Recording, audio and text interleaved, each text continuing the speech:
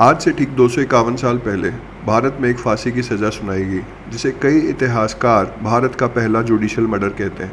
लेकिन सवाल है, आखिर एक महाराजा को कानून के नाम पर मारा क्यों गया? इस कहानी की शुरुआत प्लासी की लड़ाई से शुरू होती है। 1757 बंगाल में नवाब सिराजुद्दौला और ईस्ट इंडिया कंपनी के बीच टकराव चरम पे था। इसी दौरान उभरते हैं महाराजा नंद कुमार, बंगाल के एक प्रभावशाली एडमिनिस्ट्रेटर और राजनीति के बहुत बड़े खिलाड़ी। कई इतिहासकारों के मुताबिक प्लासी की लड़ाई से पहले रॉबर्ट क्लाइव ने नंद कुमार से संपर्क किया। कहा जाता है कि अगर नंद कुमार अपने प्रभाव का इस्तेमाल करके नवाब की सेना और प्रशासन को कमजोर करने में कंपनी की मदद करें तो जीत के बाद उन्हें बंगाल का सबसे प्रभावशाली प्रशासनिक पदों में से एक पर पहुंचाने का वादा किया था कंपनी ने। प्लासी में कंपनी की जीत के बाद क्लाइव ने अपना वादा निभाया भी। 1764 में उसकी सिफारिश पर महाराजा नंद कुमार को बर्दवान, नदिया और हुगली जैसे बंगाल के सबसे समृद्ध जिलों का चीफ रेवेन्यू कलेक्टर बना दिया गया। लेकिन इसी फैसले ने खतरनाक दुश्मनी की शुरुआत कर दी। कंपनी के एक युवा अधिकारी वॉरेन हेस्टिंग खुद इस पद की उम्मीद कर रहे थे, लेकिन उसकी जगह नंद कुमार को चुन लिया गया। यहीं से दोनों के बीच कड़वाहट शुरू हुई।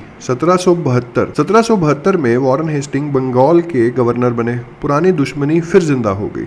शुरू में हेस्टिंग ने नंद कुमार की बंगाल के अंदर की जानकारी का इस्तेमाल कर मोहम्मद रजा खान और राजा शितब राय जैसे ताकतवर भारतीय अधिकारियों के खिलाफ जांच और कार्रवाई शुरू करने के लिए किया। लेकिन जब बंगाल के ग्रैंड दीवान का पद खाली हुआ, नंद कुमार को उम्मीद थी कि अब उन्हें ये जिम्मेदारी मिलेगी। इसकी बजाय वॉरेन हेस्टिंग ने अपने करीबी राजा गुरुदास को ग्रैंड दीवान बना दिया।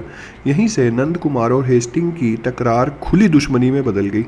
1775 में ब्रिटिश पार्लियामेंट ने कलकत्ता में एक नया सुप्रीम काउंसिल बनाया। इस काउंसिल में हेस्टिंग के विरोधी general John Clavering, George Monson, Philip Francis बहुमत में थे। नंद कुमार को मौका मिल गया। उसने काउंसिल के सामने ऐसे दस्तावेज पेश किए जिनमें आरोप था कि वॉरेन हेस्टिंग ने मुन्नी बेगम समेत कई लोगों से लगभग 3.5 लाख रुपए की रिश्वत ली थी। अगर यह आरोप सही साबित होता है तो वॉरेन हेस्टिंग की कुर्सी खतरे में पड़ सकती थी। लेकिन कुछ ही दिनों बाद नंद कुमार खुद गिरफ्तार कर लिए गए। आरोप था कि उन्होंने कई साल पहले एक फाइनेंशियल बॉन्ड की फ्रॉजरी की थी। यह मामला पहले एक सिविल डिस्प्यूट था, लेकिन सुप्रीम कोर्ट में ले जाया गया। कोर्ट के जस्टिस थे सर इलीजा इम्फे और वो वॉरेन हेस्टिंग के बचपन के दोस्त थे। दोनों ने इंग्लैंड के वेस्टमिनिस्टर स्कूल में साथ पढ़ाई की थी। मुकदमा एक ऑल यूरोपियन जूरी के सामने चला। नंद कुमार पर इंग्लिश फ्रॉजरी एक्ट 1728 लगाया गया, एक ऐसा अंग्रेजी कानून जिसमें फ्रॉजरी की सजा सीधी फांसी थी।